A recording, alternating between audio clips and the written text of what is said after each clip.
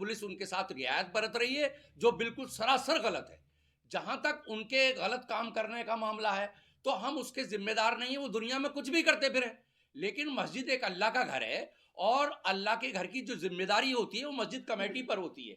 आज मस्जिद कमेटी के तमाम जिम्मेदार लोग यहाँ मौजूद हैं जो साफ साफ चीख रहे हैं कि मस्जिद पर नाजायज कब्जा किया गया है, और वो हुजरा जिसकी ये बात कर रहे हैं वो दरअसल हुजरा कह सकते हैं आप, लेकिन वो एक टू रूम सेट है। वजाहत कासमी जो मुफ्ती सखावत कमर जो इमाम थे, एक्स इमाम, इनके भाई हैं, इन्होंने कंप्लेन की है कि कमेटी इनके भाई को परेशान कर रही है, इनको तकलीफ दे रही है और ज़बरदस्ती जबरन जबरन इनको जो है मस्जिद से निकाल रही है। शासन या कोर्ट कोई जो भी चल रहा है जनता के लिए तो चल रहा है ना सब कुछ।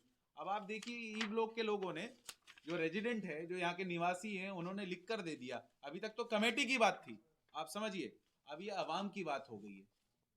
313 लोग 313 लोग कम नहीं होते हैं साहब। उन्होंने लिख के साइन करके एड्रेस अपने मोबाइल नंबर के साथ ये साबित कर दिया कि हम इस डिसीजन के साथ हैं, कमेटी के साथ हैं। ये 2 फ्लैट्स हैं, ये उनके खुद के। हाँ ये उनके खुद के हैं, वो जब भी मस्जिद में कब्जा करके बैठे हुए हैं। सर, मस्जिद का हुजरा जो होता है वो छोटा होता है जी, तो आप बता रहे हैं कि पूरी फैमिली रह रही है और भी नहीं लोग असल में हमने जो बनाया था 2 रूम का बनाया है। शाहीन बाग में एक मस्जिद है मोहम्मदी मस्जिद के नाम से, उनके लीगल एडवाइज़र मस्जिद के कमेटी के लोग यहाँ पर इस वक्त मौजूद है।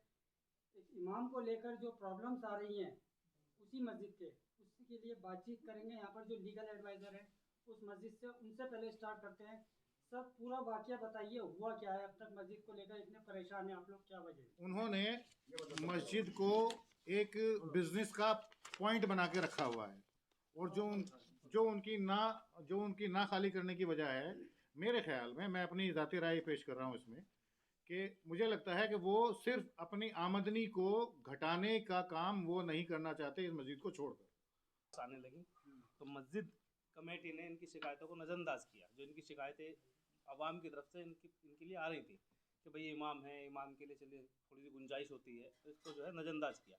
लेकिन कुछ पिछले 6-7 महीनों से इस तरीके से शिकायतें बढ़ गई तो कमेटी को मजबूरन एक तत्काल मीटिंग बुलानी पड़ी 23 अगस्त 2024 को, जिस मीटिंग में इनको बुलाया गया इमाम सखावत कमर को।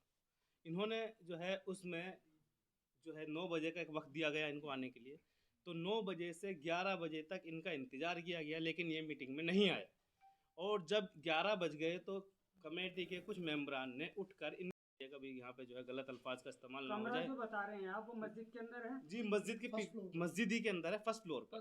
कितने गज में होगा वो तकरीबन 50 गज में होगा, इसमें 2 रूम सेट है पूरा। इसमें इमाम साहब रहते थे? वो असल में जो है वो हुजरा है इमाम का, वो इमामत के लिए इनसे पहले जो इमाम थे उसमें वो रहते थे, इनके बाद जो इमाम हैं उनके लिए ही तैयारी चल रही है, लेकिन वो खाली नहीं है। अब उनका जब हमने ये कहा, फिर मीटिंग बर्खास्त कर दी गई।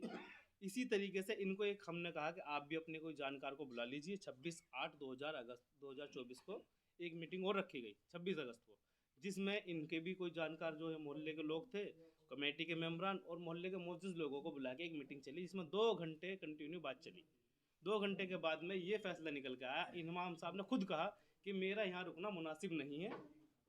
अब मैं अपनी मर्जी से मस्जिद कमरे से नीचे उतरे हैं ये और कहने लगे मैं अपनी मर्जी से मस्जिद में से इमामत से बर्खास्त हो रहा हूँ, जा रहा हूँ। और मैं यहाँ का लोकल रेसिडेंस हूँ, क्योंकि इनके पास खुद के फ्लैट हैं यहाँ पे, और मैं इस मस्जिद में आता जाता रहूँगा, नमाज़ पढ़ता रहूँगा, और मैं अब इमामत नहीं करूँगा, खुद कह के इन्होंने इस चीज़ को ख़त्म किया।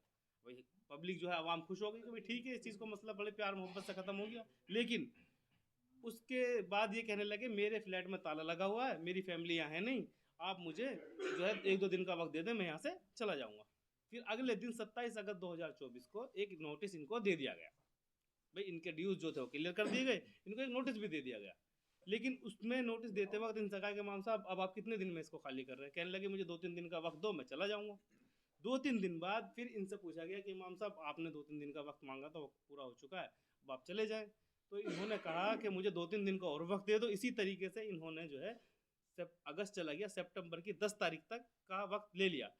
अचानक से सितंबर की 10 तारीख को पता चलता है कि थाने से एक कॉल आती है कि मस्जिद कमेटी के ऊपर एक कंप्लेन की गई है। भाई हमें तो शॉक्ड हो गई कमेटी कि भाई ऐसा कोई मसला ही नहीं है, कमेटी ने तो कभी कुछ ऐसा किया नहीं, कंप्लेन किया है।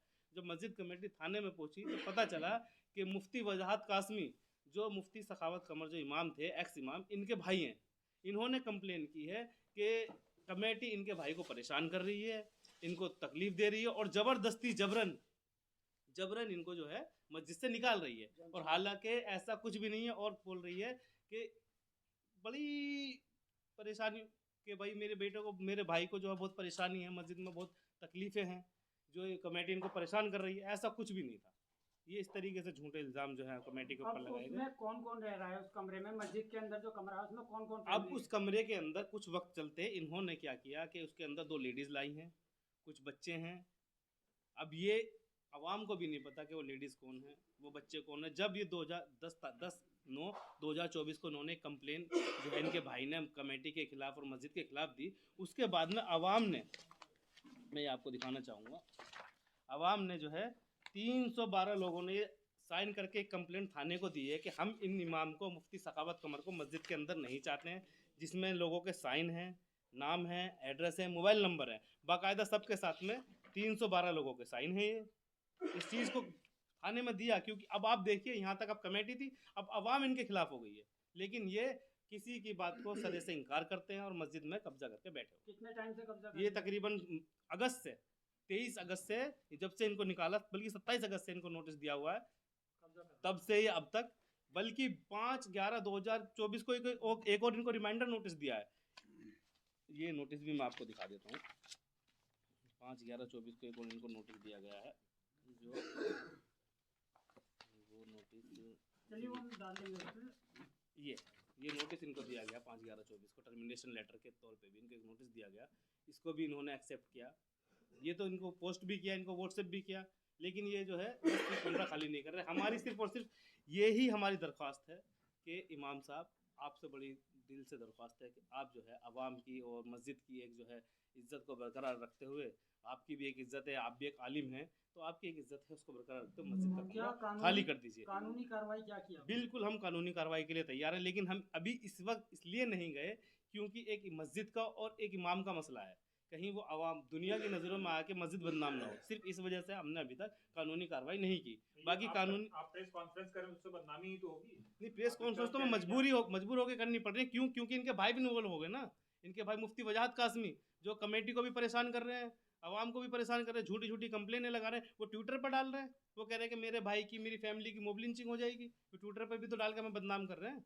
कमेटी मोब लिंचिंग करा देगी, ट्विटर पर उन्होंने डाला, उनका ट्विटर खोल के आप देखें, माननीय मुख्यमंत्री साहब, माननीय प्रधानमंत्री साहब को लेटर लिख रहे हैं। अच्छा, हाँ, कि भाई मेरी फैमिली की मोब, जब आपकी फैमिली की मोब लिंचिंग का आपको इतना डर है तो आप मस्जिद में रह क्यों रहे हो? जब आपकी बाकायदा, जबकि इनके पास मुफ्ती सखावत कमर के पास खुद के 2 फ्लैट हैं। एक ये है इनकी वाइफ के नाम से, एक बिल और है जो इनके खुद के नाम से है, जाकर बटला उसमें, ये 2 फ्लैट्स हैं। ये उनके खुद के? हाँ, ये उनके खुद के हैं। वो जब भी मस्जिद में कब्जा करके बैठे हुए हैं। सर, मस्जिद का हुजरा जो होता है वो छोटा होता है, जी, तो आप बता रहे हैं कि पूरी फैमिली रह रही है और भी नहीं, लोग असल में हमने जो बनाया था 2 रूम का बनाया है। उसमें किचन भी है, उसमें टॉयलेट बाथरूम भी है, 2 रूम है, पूरा 2 रूम सेट बनाया मस्जिद के अंदर। एक कि जो इमाम, मौजूदा इमाम इस मस्जिद के अंदर होंगे, उनको कोई परेशानी ना आए, इसलिए वो सुकून से अपना जो है रहें और मस्जिद में इमामत करें। शेर साहब, कहा गया था पहले भी 6 महीने पहले मुद्दा उठा था, ये कहा गया था कि जो इमाम साहब है वो किसी पार्टी से जुड़े हुए हैं, आरएसएस से जुड़े हुए हैं, तो ये कुछ सच बात थी? क्या कहेंगे इसमें? नहीं, देखिए, सबसे पहले तो मैं आपको ये क्लियर कर दूं, इमाम साहब नहीं, इमाम साहब के जो भाई हैं, जिनका नाम वजाहत कासमी है, उनका ये कहना है, जिनका नाम वजाहत कासमी है, कि मैं मंच से जुड़ा हूँ, इंद्रेश जी से जुड़ा हूँ, या मैं बीजेपी से जुड़ा हूँ। इसको हमने क्लियर किया है। मैं कमेटी को, जो तमाम लोग यहाँ पर बैठे हैं, हमारे लीगल एडवाइज़र हैं शहरोज साहब, सरताज खान साहब हैं इधर जो कैशियर हैं, जनाब हमारे कैशियर हैं, हसन साहब हैं हमारे, हम लोग सब लोग, शरीफ साहब भी बैठे हैं यहाँ पर, सब लोग इंद्रेश जी के पास में लेकर गया यही बात क्लियर करने के लिए कि वो यहाँ पे एक भ्रम फैला रहे हैं पूरे इलाके के अंदर कि मैं पार्टी का आदमी हूँ, मैं मंच से जुड़ा हूँ। उनका कहीं कोई दखल नहीं है, ना वो पार्टी से जुड़े हैं, ना वो मंच से जुड़े हैं, ना इंद्रेश जी से। पर्सनल लेवल पे वो किसके साथ कहाँ फ़ोटो खिंचाकर क्या एक माहौल वो बनाते हैं, वो एक अलग विषय है। लेकिन ऑफिशियली वो किसी पार्टी से नहीं है, किसी संगठन से नहीं है। ये हमें उस दिन पूरे डेलीगेशन हम लोग गए वहाँ पर, क्लियर कर दिया था हमें माननीय इंद्रेश जी ने कि उनका कोई लेना देना नहीं है। और बाकायदा उन्होंने अपने संगठन को भी हमारे सामने ही जो जिम्मेदार लोग हैं उनको फ़ोन भी किया था कि भाई इस मैटर को आप देखिए। तो उनका ये एकदम साफ तौर से क्लियर है कि उनका संगठन से कोई लेना देना नहीं, पर्सनल लेवल पे उनका क्या करना है, करने आप क्या बात कर रहे हैं? सवाल ये है, जैसा भी इन्होंने बताया एडवाइज़र साहब ने, कि जब कमेटी को पूरा इख्तियार होता है। देखिए पहली बात आप समझिए, मस्जिद की जो कमेटी होती है वो प्राइवेट होती है, मस्जिद भी एक प्राइवेट है, इसमें कोई दखल तो नहीं है गवर्नमेंट का। तो पर्सनल कमेटी को, जो प्राइवेट कमेटी, उसे पूरा इख्तियार होता है रखने का भी और हटाने का भी। कमेटी ने ही तो रखा था उनको 6 साल पहले या 7 साल पहले, जो भी वक्त हुआ, इसी कमेटी ने तो रखा था। मस्जिद तो बहुत पुरानी है, 90s से पहली मस्जिद है ये। तो कमेटी को हटाने की नौबत इसलिए आई क्योंकि आवाम जो मुख्तदी होते हैं, जो नमाज वहाँ पढ़ रहे हैं लगातार, पुराने लोग, वो शिकायत करने लगे कमेटी से कि भाई इनके इस तरह का मामला है। जैसे सामने भी है, वो एक पूरी लिस्ट भी है, उसमें तमाम सवाल हैं। मैं आपको दिखा दूं, पेपर है उसका। जैसे वो एक मसला है, वसीम साहब हैं कोई, वो मस्जिद को इमदाद करना चाहते थे चंदे के रूप में। मस्जिद चूँकि चंदे से ही चलती, इमाम की सैलरी होती है, मस्जिद के और अखराजात होते हैं, तमाम चीज़ें होती हैं, मौज़िन होते हैं और लोग होते हैं, तो वो पैसे देना चाहता था। लेकिन उसको उन्होंने अपना कन्वेंस करके उसको फिर उन्होंने दूसरी तरफ डाइवर्ट कर दिया। 5 लाख रुपए देना चाहता था। दूसरा, बिना कमेटी की इजाज़त के वो इलाहाबाद से कुछ बच्चों को, जो एक जो हाफिज़ कुरान होते हैं, उनको एक जो पगड़ी जैसे बांधी जाती है, जिम्मेदारी कि वो जिसको दस्तारबंदी कहते हैं, तो वो यहाँ पे उन्होंने एक अपना नाम लगाने के लिए ज़बरदस्ती कराई, जबकि ये गलत है। कहीं ना कहीं सब चीज़ों से मस्जिद बदनाम होती है। उसके बाद मौलाना कलीम सिद्दीकी साहब के नाम से चंदा इकट्ठा किया गया। एक मसला हो रहा है 30 से 35 लाख रुपए। एक बुजुर्ग हैं जो फिरोजाबाद के हैं, ये सब कौन कर रहा है? जो मस्जिद के एक्स इमाम थे, वो कर रहे हैं। जिनका नाम सखावत कमर है, उन पे ये सारे आरोप हैं। और ये ऐसे नहीं कि ऐसे ही लगा दिए। जो ये बात है 32 लाख रुपए की, ये फिरोजाबाद से हैं बुजुर्ग। आप जाके अपने लेवल पे ये सर्वे भी कर सकते हो इलाके के अंदर, आवाम से भी पूछ सकते हो, क्योंकि अब ये आवाम का मसला बन चुका है। जैसे वो लगातार कमेटी के लोगों की कंप्लेंट कर रहे हैं बेबुनियाद, सिर्फ इसलिए कर रहे हैं कि ये चुप होके, खामोश होके बैठ जाएं, उनके खिलाफ कोई कार्रवाई ना करें, और हम जैसे मर्जी अपनी मर्जी से गुंडागर्दी करें, यहाँ पे कब्जा करें, जो मर्जी करें। क्योंकि मस्जिद को उन्होंने एक तरह से दुकानदारी का रूप बना दिया। यहाँ से वो चंदा इकट्ठा करें, किसी से पैसे लें, किसी से कुछ भी करें। अब 30-32 लाख रुपए उससे लिए, और वो लेकर वो जो फ्लैट अभी दिखाया है, वो फ्लैट ले लिया उन्होंने। अब वो उनका मसला है, चलो उन्होंने लिए तो वो जिसने दिए वो जानेगा। लेकिन कहीं ना कहीं इस सारी बात में तो बदनाम मस्जिद हो रही है ना, मस्जिद की कमेटी हो रही है कि भाई फला मस्जिद के इमाम, नाम तो यही जुड़ेगा ना, जबकि कमेटी का कोई लेना देना नहीं है। उसके बाद मोहम्मदी मस्जिद के नाम पर मोहल्ले के लोगों से चंदा लिया गया, जबकि इमाम का ये काम नहीं होता है। मस्जिद से बाहर से चंदा वाला मसला है, बाहर से लेकर आना, चंदा इकट्ठा करना। तकरीबन 2 साल से कमरे में खुद नहीं रहते। तो मस्जिद में लगा तो रहे होंगे ना सर वो? नहीं, ये काम उनका थोड़ा ही है, कमेटी का काम है। आप समझे, इमाम का ये काम ही नहीं है। इमाम का काम मस्जिद में नमाज पढ़ाने का है। वो कमेटी इसलिए होती है जो मस्जिद की ज़रूरत है, कैसे पूरी होगी, किस तरह से होगी, कैसे सैलरी दी जाएगी, ये सब कमेटी का काम है। इसी तरह से फिर हमारी मस्जिद में कयूम साहब जो किसी केस में बदले, वजाद कासमी जो हैं, इनके भाई, उनसे मिले, समझ ली, जो उनसे मिले, और उनसे मिलवाने के बाद जो है ना, उन्होंने कि मैं मसला ख़त्म करा दूंगा, वजाद कासमी कहते हैं, उनसे डिमांड की गई 10 लाख रुपए की। मस्जिद कमेटी से गैर जिम्मेदारान अल्फाज लगातार, क्योंकि ये सब बातें होने के बाद तो कहीं ना कहीं कमेटी के ऊपर जो है ना प्रेशर बनाया, ज़बरदस्ती, एक तरह से बदमाशी आप उसको कहिए। तो लगातार ये सारे 10-12 पॉइंट हैं, ये आप इसका फ़ोटोकॉपी भी ले लेना। तो ये सारी चीज़ें होने के बाद ये मुनासिब नहीं है जो ये हुआ है। पहले तो ये करना नहीं चाहिए था। और उसके बाद मस्जिद की कमेटी ने ये डिसीजन लिया कि भाई आप अब यहाँ इमामत नहीं कर सकते, चूँकि जो मस्जिद के नमाजी हैं वो नमाज पढ़ने में भी मना कर रहे हैं कि भाई हम इनके पीछे नमाज नहीं पढ़ेंगे। लास्ट टाइम इनसे आप लोगों की कब बात हुई थी? किनसे?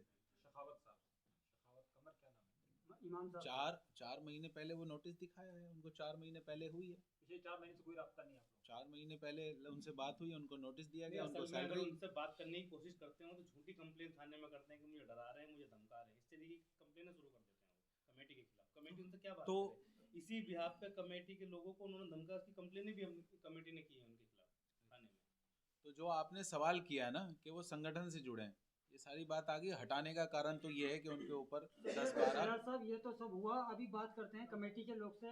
सर क्या आपको मालूम नहीं था कि वो जो इमाम साहब हैं वो बिना कमेटी के बताए हुए मालूम नहीं था कि वो चंदा इकट्ठा कर रहे हैं? नहीं, ये देखिए ऐसा है, पहली बात तो ये है कि इमाम को कोई अधिकार ही नहीं है कि वो मस्जिद के नाम पर कहीं से भी चंदा वसूल करे। जहाँ तक मेरे यहाँ आकर आपके सामने बैठने का मकसद है, तो मैं आपको एक पॉइंट पर थोड़ा सा आगाह कराना चाहूँगा। अहमद साहब, मैं आपकी तवज्जो चाहता हूँ कि मुझे इंद्रेश जी के यहाँ से बाकायदे कॉल की गई और ये कहा गया कि मैं आज की इस मीटिंग को अटेंड करूं और वहाँ जाकर उनकी कही हुई बात आपके सामने रखूं। उन्होंने मुझसे ये कहा है कि वजाहत कासमी या फिर दूसरे इमाम साहब सखावत कमर साहब का आरएसएस, बीजेपी या मुस्लिम राष्ट्रीय मंच से कोई दूर दूर तक का भी लेना देना नहीं है। ना वो किसी पद पर हैं, ना कभी थे, और ना बीजेपी में है, ना संघ में है, और ना मुस्लिम राष्ट्रीय मंच में है। लेकिन साथ साथ उन्होंने ये भी कहा कि मैं जाकर आपके सामने ये भी कहूं कि अगर वो होते भी संघ में या बीजेपी में या मुस्लिम राष्ट्रीय मंच में, भले ही वो राष्ट्रीय कन्वीनर क्यों ना होते, अगर वो इस तरह की गैर कानूनी गतिविधि में मुलव्विस पाए जाते हैं तो उनसे संघ का या मंच का कोई लेना देना नहीं है और ना होगा। तो अब क्या कार्रवाई कर रहे हैं आप आगे? मेरा अपना मानना यह है कि मुझे बड़ी हैरत होती है कि कमेटी के लोगों से जब मैं यहाँ मिला हूँ और उन्होंने जो ये सबूत और दलाइल पेश किए हैं, इसके बाद पुलिस को बिना कुछ सोचे समझे उनको फौरन मस्जिद से बेदखल कर देना चाहिए था। लेकिन चूंकि उनके बड़े भाई ने, इमाम साहब के बड़े भाई ने एक ऐसा भ्रम पैदा किया हुआ है और एडमिनिस्ट्रेशन को और पुलिस प्रशासन को गुमराह किए हुए हैं कि वो जो है सरकार के ऊंचे पदों पर हैं, बड़े लोगों से उनके ताल्लुक हैं, संघ से और बीजेपी से जुड़े हुए हैं, इस भ्रम में आकर पुलिस उनके साथ रियायत बरत रही है, जो बिल्कुल सरासर गलत है। जहां तक उनके गलत काम करने का मामला है तो हम उसके जिम्मेदार नहीं है, वो दुनिया में कुछ भी करते फिरे। लेकिन मस्जिद एक अल्लाह का घर है और अल्लाह के घर की जो जिम्मेदारी होती है वो मस्जिद कमेटी पर होती है। आज मस्जिद कमेटी के तमाम जिम्मेदार लोग यहाँ मौजूद हैं जो साफ साफ चीख रहे हैं कि मस्जिद पर नाजायज कब्जा किया गया है, और वो हुजरा जिसकी ये बात कर रहे हैं वो दरअसल हुजरा कह सकते हैं आप, लेकिन वो एक 2 रूम सेट है, तकरीबन एक फ्लैट जिसकी कीमत जो है 35 से 40 लाख रुपए बैठती है। उनकी नीयत खराब है और उनकी इस नीयत को सही दिशा में मोड़ने के लिए मैं आपसे अपील करूंगा, चूंकि आप भी मीडिया एक ऐसा सुतून होता है लोकतंत्र का कि आप अगर चाहें तो एक ऐसी मुहिम चला सकते हैं, एक ऐसी बात आवाम तक पहुंचा सकते हैं, प्रशासन तक पहुंचा सकते हैं, जिससे उनको जो है बेदखल करने में आसानी होगी। जहां तक अब देखिए एक सवाल और उठता है, सरकार ने अभी, हालांकि इस मुद्दे पर वो नहीं है, लेकिन चूंकि इससे वो जुड़ जाता है, सरकार अभी वक्फ बिल लेकर आई है। उनका कहना यह है कि वक्फ प्रॉपर्टीज पर जिन लोगों के नाजायज कब्जे हैं वो बेनकाब हो जाएंगे, और वाकई हो जाएंगे। इस बिल के पास होने से अगर ये कानून बन जाए तो जिन लोगों ने वक्फ की प्रॉपर्टियों पर, मस्जिदों पर, खानकाहों पर, मदरसों पर नाजायज कब्जे किए हुए हैं वो बेनकाब हो जाएंगे। मैं समझता हूं कि सरकार की कहीं ना कहीं ये बात पूरी तरह से 100% सही साबित हो रही है कि मस्जिदों पर यही लोग कब्जे करते हैं जो अंदर से बेईमान हैं, लेकिन बाहर से वो ईमानदारी का चोगा पहनकर अवाम के सामने ढोंग रचे हुए हैं। सर वो अभी नए उस कमरे में कौन रह रहा है? क्या क्या सूरत है? इमाम साहब की फैमिली रह रही है, उनकी जो है मस्तूरात भी हैं, बच्चे भी हैं और वो खुद भी हैं, जबकि वो पिछले 4-6 महीने से जो है मस्जिद से बेदखल कर दिए गए हैं। कमेटी ने उनका पूरा हिसाब कर दिया है, एडवांस पैसे दे दिए हैं और उनको जो है मस्जिद की जो इमामत की उनकी जिम्मेदारी थी उससे उसको पूरी तरह से बेदखल कर दिया है। लेकिन उसके बावजूद भी वो रिहाइश छोड़ने को तैयार नहीं है। ये कहीं ना कहीं उनके दिल में बेईमानी है। तो नया इमाम मुंतखब क्या है, जी, तो अब वो कहाँ रह रहे हैं? उनको मस्जिद कमेटी ने एक अलग से एक जगह मुहैया कराई है, जिसकी जो है मस्जिद कमेटी मस्जिद के ही फंड से उस किराए की उस मकान को जो है वो महीना दे रही है। तो ये तो मस्जिद पर सरासर जुल्म हुआ ना, कि मस्जिद का खर्चा डबल हो गया, कि मस्जिद अपने पैसों से उस नए इमाम को जो है किराए के मकान में रखे हुए, और जो मस्जिद का मकान है वो इमाम साहब छोड़ने को तैयार नहीं है। भाई आरोप तो वजाहत साहब की है कि वो सिक्योरिटी लेके चलते हैं, सरकार उनकी पैरवी कर रही है, इस तरह के आरोप हैं। देखिए, सिक्योरिटी लेके चलने का मतलब ये नहीं होता है कि वो सरकार हो गए। अगर सिक्योरिटी लेके भी चल रहे हैं, मैं उसमें नहीं जाना चाहता कि वो फेक रिपोर्ट पर सिक्योरिटी ली है या उन्होंने जो है ओरिजिनल रिपोर्ट पर सिक्योरिटी ली है। लेकिन सिक्योरिटी लेने का मतलब ये नहीं है कि आप मस्जिदों पर कब्जा करेंगे। मस्जिदों पे तो कब्जा नहीं करने दिया जाएगा। ये मिल्लत का मामला है, ये अल्लाह का घर है। आगे का प्लान क्या है आप लोगों का? आगे का प्लान ये है कि हम लोगों ने आपके सामने ये बात रखी है, आपका भी फर्ज बनता है हमारी तरह, चूंकि आप भी जो है ये चूंकि अल्लाह का घर है, इसको बचाने के लिए हम सब एक ही प्लेटफॉर्म पर आकर आवाज बुलंद करें। और मैं समझता हूं कि ये बहुत बड़ा मामला नहीं है। पुलिस को फौरन चाहिए कि उनको जो है फौरन बेदखल करे मस्जिद से। इंद्रेश जी के क्लियरिफिकेशन के बाद आप कह रहे हैं क्या पुलिस ने क्या एक्शन लिया? आप लोगों ने तो पुलिस में कंप्लेंट भी की है। बिल्कुल, अभी हम आपके जरिए तो पुलिस को तक ये बात पहुंचा रहे हैं। नहीं, आपने तो तहरीरी तौर से भी कंप्लेंट किया है। बिल्कुल की है। उस पर एक्शन क्या हुआ? एक्शन पुलिस ने कहीं ना कहीं, चूंकि पुलिस को अभी तक ये शक था कि ये जो है आरएसएस और संघ से जुड़े हुए हैं। हालांकि हमारा मानना ये है कि पुलिस को ये चाहिए कि कोई अगर आदमी सचमुच में भी संघ से जुड़ा हुआ है, उसको फिर भी अधिकार नहीं है कि वो किसी मस्जिद पर कब्जा करे। इसमें पुलिस को तरफदारी से नहीं बल्कि ईमानदारी से फैसला लेने की जरूरत है। सर कमेटी में कितने लोग हैं आपके इसमें? मैं समझता हूँ 24-25 लोग हैं। 24-25 लोग हैं, तो क्यों नहीं निकाल पाए अब तक उनको? मतलब एक इमाम को निकालने में क्यों इतनी ये परेशानी? कमेटी के लोगों की शराफत है कि उन्होंने इमामत के ओहदे का भरम रखा है, उसकी इज्जत को बरकरार रखते हुए खामोशी के साथ में यही चाहा है कि वो अपनी मर्जी से उस मस्जिद की प्रॉपर्टी को, उस मस्जिद के फ्लैट को से दस्तबरदार हो जाए और खाली करके चला जाए। मकामी लोगों को कैसे अवेयरनेस कर रहे हैं आप लोग कि इस इमाम को कुछ पैसे नहीं देने हैं, चंदा करने आए तो उनको पैसे मत दीजिए? आपने कभी बताया? ऐलान वो सब बता दिया गया है, वो सब बता दिया गया है। लेकिन अगर कोई इमाम जो हैं वो अपनी रसीद बुक छपवा लें और वो इलाके से बाहर जाके जो है मस्जिद के नाम पर चंदा वसूल करने लगें, या कुछ और भी मस्जिद में रहते हुए ऐसी गतिविधि में शामिल हो जाएं जिससे मस्जिद का कोई लेना देना ही ना हो, तो मैं समझता हूँ वो सरासर गलत है। इस पर एक्शन लेने की जरूरत है। आवाम है यहाँ की। जी, मैं यहाँ मुक्तदी हूँ मस्जिद में। मैं रोज़ाना नमाज़ पढ़ने जाता हूँ मस्जिद में, और मस्जिद में नमाज़ पढ़ने के दौरान ऐसी बदअमनी को देखते हुए बड़ी तकलीफ़ होती है। लेकिन हम लोग सब यही चाहते हैं कि जो भी हो, किसी भी हाल में प्यार मोहब्बत के साथ एक बहुत सुकून का माहौल हम बनाए रखें और लोगों में अफरा तफरी का माहौल ना बनने दें, और ये इमाम साहब जो हैं चले जाएं। पुलिस की जहाँ तक बात है, पुलिस अपना काम कर रही है, लेकिन उनके भी दायरे और उनकी भी हदें हैं जिनको वो भी नहीं कर सकते हैं। अब अपने असर और रसूख के साथ में कोई आके, वो आदमी जिसका कोई लेना देना नहीं है, उसके बावजूद आके जो है इस तरह की अफरा तफरी का माहौल फैलाए बनाए, तो मैं अपील करना चाहूँगा तमाम पब्लिक से, आवाम से, कि ऐसे लोगों का बाइकाट किया जाए समाज से सोशली तौर पे, और उनको ये जताया भी जाए कि भाई आप ये गलत कर रहे हैं, नाजायज़ कर रहे हैं, और ये हक़ की बात कहीं पर भी नहीं है। तो इमाम साहब को जो शय मिली हुई है उनके बड़े भाई की मिली हुई है, जो कि मुझे लगता है कि जितनी जानकारी मुझे मिली है एक आम आदमी होने के नाते, वो ऐसी कई चीज़ों में मुलविस हैं, शामिल हैं, जिसमें ज़मीन कब्जाने का मामला है। यहाँ तक भी सुनने में आया है कि पब्लिक ने, आवाम ने उनको दौड़ा दौड़ा के मारा पीटा भी है उनकी बद अखलाकी और बदतमीज़ियों की वजह से।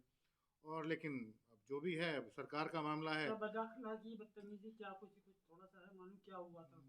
हुआ यह है कि प्रॉपर्टी का जिस तरह से कोई और एक मदारिस का मामला है, वहाँ उस ज़मीन पे कब्जे का कुछ मामला है, वहाँ लोगों ने जब उनसे कहा तो उन्होंने ऑल फॉल बकना शुरू किया कि भाई मेरा ये असर है, मेरा रसूख है, वो अपना बॉडीगार्ड इसको लेके चलते हैं।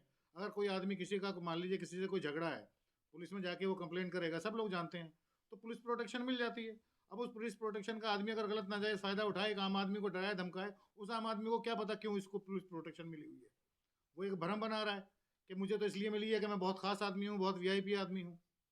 तो हमको ये सुना चाहिए गया है कि मदरसा भी खोला है आप जी, स्कूल जो खोला हुआ इमाम है। साहब की जो निकालने की वजूहत रही हैं, जो वजह रही हैं, वो मोटी मोटी ये वजह है, मैं आपको बता दूं बहुत बहुत शॉर्ट में, कि उन्होंने मस्जिद को एक बिजनेस का पॉइंट बना के रखा हुआ है, और जो उनकी ना खाली करने की वजह है, मेरे ख्याल में, मैं अपनी ज़ाती राय पेश कर रहा हूँ इसमें, कि मुझे लगता है कि वो सिर्फ अपनी आमदनी को घटाने का काम वो नहीं करना चाहते इस मस्जिद को छोड़कर।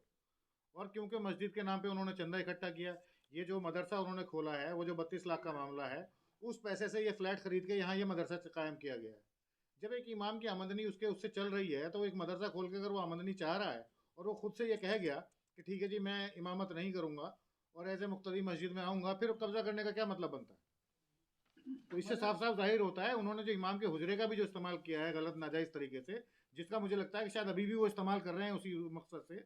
उन्होंने जो लोग आते हैं बाहर से, सफ़ीर आते हैं कुछ चंदे के मसले में, कुछ और अपनी इमदाद के मसले में, वो उनको वहाँ ठहराते हैं, उसके एवज में उन्होंने पैसा भी वसूला है उन लोगों से। ये बात भी कमेटी के सामने आई है, जहाँ तक मुझे इतला मिली है, जितनी मुझे जानकारी है, उस मस्जिद में नमाज़ पढ़ने के लिए आता जाता हूँ। तो इस तरह की जो खोला जाता है उसमें गरीब यतीम तलबा पढ़ते हैं, उनके लिए खोला गया, तो क्या देखिए ये जो मसला है, ये फिर बहुत बड़ा एक सब्जेक्ट है कि क्या और कैसे। अभी तो मसला सिर्फ ये है कि वो इमाम है, उनको इमामत से बर्खास्त कर दिया गया है। वो जिस जगह पे रह रहे थे, वो इमाम के लिए एक ख़ास तौर पे जगह बनाई गई थी, हुजरा। उस हुजरे को खाली करें ताकि जो दूसरा इमाम है वो उसमें आके रहे और मस्जिद उसको अपनी फैसिलिटी के हिसाब से इस्तेमाल करे। मस्जिद का कैशियर सर नाम बताइए। हम दोनों कैशियर हैं। सरताज खान मेरा नाम है और ये अमीर अहमद, हम दोनों कैशियर। क्या हुआ है आपके साथ, मतलब क्या कुछ बताएंगे? हमारे साथ यही हुआ है कि हमने 26 तारीख को इमाम साहब को निकाल दिया है। उनके अपने लोग भी बैठे हुए थे कमेटी में, हमारी कमेटी भी थी, और उन्होंने खुद एक्सेप्ट किए थे सारे क्राइम जो उन्होंने अपने पेपर पे दिखाए हैं आपको। इसका कोई सबूत आपने तैयार किया? सबूत? रिकॉर्डिंग कोई है, कुछ दस्तावेज बनाया? Recording CCTV footage? नहीं, हम ऐसी रिकॉर्डिंग यूँ नहीं कर पाए कि अब से पहले कभी ऐसा हुआ नहीं। इमाम से मना कर दिया नमाज़ पढ़ाने के लिए तो वो चले जाते थे। हमें ये नहीं पता था कि ये इमाम नहीं है बल्कि ये कब्जा करने के लिए बैठे। ये पहले भी कमेटी की बात नहीं मानते थे, बहुत पहले से कमेटी को उन्होंने कमेटी को मैं मानता ही नहीं ये कहना शुरू कर दिया था, और बहुत ताकीद के साथ कहते थे कि मैं किसी कमेटी को नहीं मानता। और इनके जो भाई हैं वजाहत कासमी, उन्होंने मुझे 4 बार फ़ोन करके बाकायदा थ्रेट दी है इस बात की कि आप कमेटी से हट जाइए और इस मामले से हट जाइए, वरना मैं आपको पता नहीं कहाँ कहाँ झूठे केसों में फंसा दूंगा, फिर आप ज़िंदगी नहीं जी पाओगे। ये वजाहत कासमी ने बाकायदा मुझे अलग अलग नंबरों से फ़ोन करके ये धमकी दी है। कंप्लेंट करी आपने?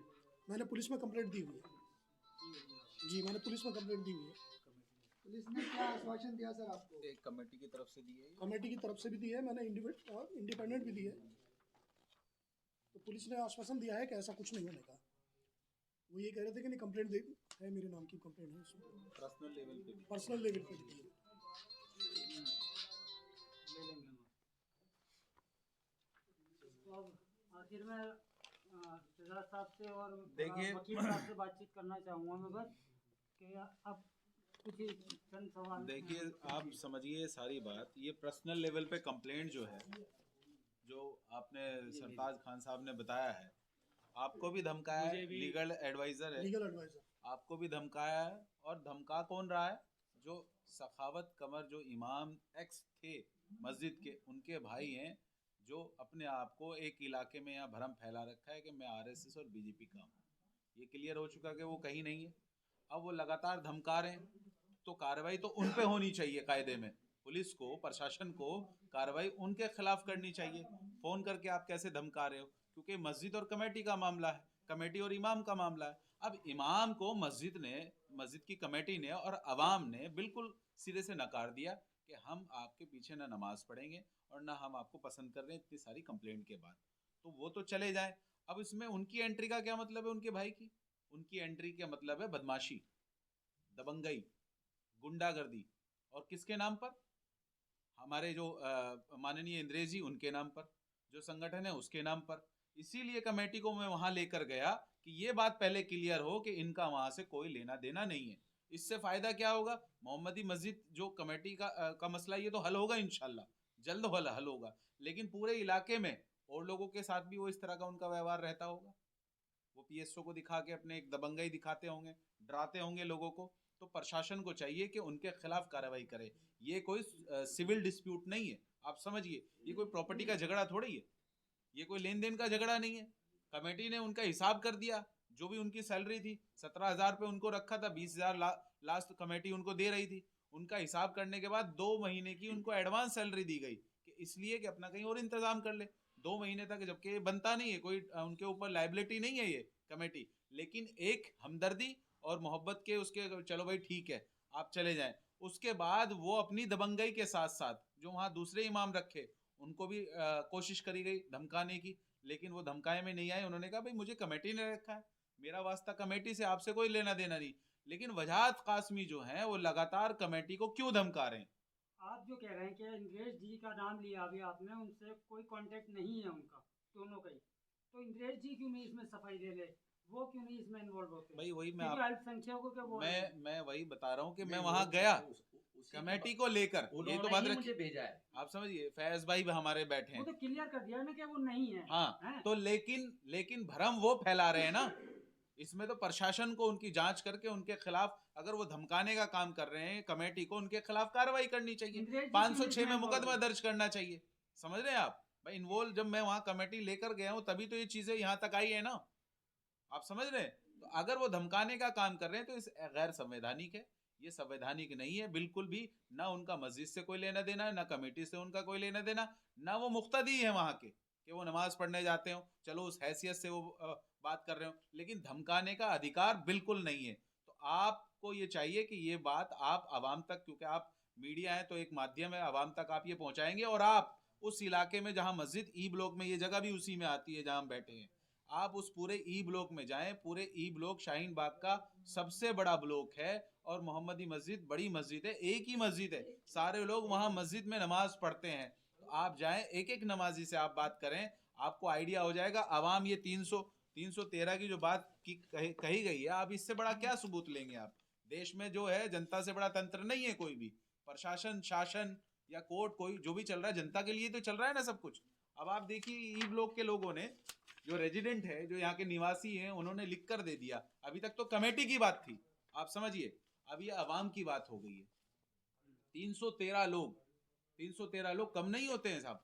313 लोगों ने, सामने आना चाहिए ना। आप समझिए, ये सामने ही तो आए हैं। उन्होंने अपना, हर आदमी जॉब नौकरी पेशे वाला आदमी है, हर आदमी एक टाइम में इकट्ठा नहीं हो सकता। उन्होंने लिख के साइन करके एड्रेस अपने मोबाइल नंबर के साथ ये साबित कर दिया कि हम इस डिसीजन के साथ हैं, कमेटी के साथ हैं, जो कमेटी का फैसला है वो हमारा, हम मानेंगे उसको। तो कमेटी भी यही चाहती है ना कि किसी तरह से कोई अफरा तफरी, कोई माहौल नहीं खराब होना चाहिए। लेकिन वो हर चंद ये कोशिश कर रहे हैं, जिस तरह से वो अकेले रह रहे थे मस्जिद के हुजरे में, फ्लैट में, अब वो वहाँ पे महिलाओं को लेकर आ गए। तो उनकी इंटेंशन को समझिए आप, उनकी जहनियत को समझिए। वो चाहते हैं किसी तरह से ये डाइवर्ट हो इशू, क्योंकि यहाँ इस मुद्दे पे तो वो लड़ नहीं पा रहे हैं, कमज़ोर हैं। यहाँ तो साफ साफ जाहिर हो रहा है, क्योंकि कोई एग्रीमेंट तो उनके साथ है नहीं कि कोई वहाँ रेंट के लिए उन्हें दे रखा है। वो मस्जिद की जो इमामत करता है उसके लिए मस्जिद एक उनको, इमाम तो बेसिकली मैं कहूँ, इमाम तो लीडर होता है सही मायनों में, और इमाम को चाहिए वो इलाके के नमाज के साथ साथ इलाके की परेशानियों के लिए खड़ा हो, उसके लिए लड़ाई लड़े। लेकिन यहाँ उल्टा हो रहा है कि इमाम के लिए जो है ना, इलाके की आवाम को और मस्जिद की कमेटी को लड़ाई लड़नी पड़ रही है, और जो वो लड़ाई लड़ भी रही है सही, उसको वो धमका रहे हैं। ये कहाँ तक मुनासिब है? बस आखिर में सर, जो वकील साहब हैं, लीगल एडवाइजर सर, आप कहाँ तक जाएंगे अब इसको लेकर? आज तो मीडिया पे आपने उजागर कर दी सारी बातें, तो थोड़ा सा आगे जरूर होकर बताइएगा कि क्या करेंगे अब आप आगे। देखिए, जहाँ तक हमसे हो सकता है लीगल कार्रवाई, हम इस पर लीगल कार्रवाई पूरी करेंगे। जिस तरीके से होता कोर्ट जाना पड़ेगा, कोर्ट भी जाएंगे। लेकिन अभी हमारी दरख्वास्त ये है कि हमारी मस्जिद को बदनाम ना करके, इमाम साहब से भी दरख्वास्त है कि आप जो है एक इंसानियत के तौर पे, एक इमाम हैं, आप रहबर हैं कौम के, उसी चीज़ को समझते हुए आप जो है मस्जिद को खाली कर दीजिए। मस्जिद के कमरे की जो मौजूदा इमाम है उनको बहुत सख्त ज़रूरत है। मस्जिद को अपने एक्सपेंसिव से जो है मौजूदा इमाम के लिए किराया देना पड़ रहा है। ये देखिए कितना बड़ा जुल्म है मस्जिद के ऊपर। आपका ड्यूज़ कुछ नहीं है, आपको मस्जिद जो है बिल्कुल कमेटी जो है अच्छे तरीके से आपको, बल्कि बाकायदा अच्छे अंदाज में आपसे कहा गया, जब आपने कहा कि मैं जो है अपनी इमामत से बर्खास्त होकर जाना चाहता हूँ, जा रहा हूँ, अपनी मर्जी से जा रहा हूँ और मैं यहाँ का लोकल हूँ, मैं नमाज़ पढ़ने आता रहूँगा, तो कमेटी ने कहा कि बाकायदा हम भी इमाम साहब आपको माला पहना के यहाँ से रुखसत करेंगे। उसके बावजूद भी इमाम साहब नहीं जा रहे हैं। तो हम जो भी लीगल कार्रवाई हमारी तरफ से होगी हम उसको बिल्कुल अपने स्तर पर करेंगे। और पहले तो दरख्वास्त ये है कि इमाम साहब जो है उसको जो है अपने ही स्तर पे इंसानियत के तौर पर अपना जो है एक इमामत को समझते हुए कि एक इमाम का दर्जा क्या होता है उसको समझते हुए जो है मस्जिद का कमरा खाली कर दें। मस्जिद है उसके पीछे उसको कब्जे करने वाला मामला है और इन्हीं का नाम है, देखिए इसमें लिखा हुआ भी है। तो ये कहीं ना कहीं जो साबित हो रहा है कि इनका इस तरह की चीज़ों में गतिविधियों में इन्वॉल्वमेंट है। तो लास्ट में यही है कि अगर उनमें कहीं थोड़ी बहुत इंसानियत गुंजाइश बची है तो बेहतर है कि वो इसको यहीं ख़त्म करें और चले जाएं, नहीं तो ये चीज़ें आगे बढ़ेंगी तो उनकी बदनामगी और उसके साथ साथ जो हमारे अच्छे आलिम दीन हैं जो खिदमत कर रहे हैं, जो आवाम कौम के लिए लड़ाई लड़ते हैं और उनको दीन पहुंचाते हैं, समझाते हैं, वो भी बदनाम होंगे इसमें, क्योंकि एक उजागर होगा मसला।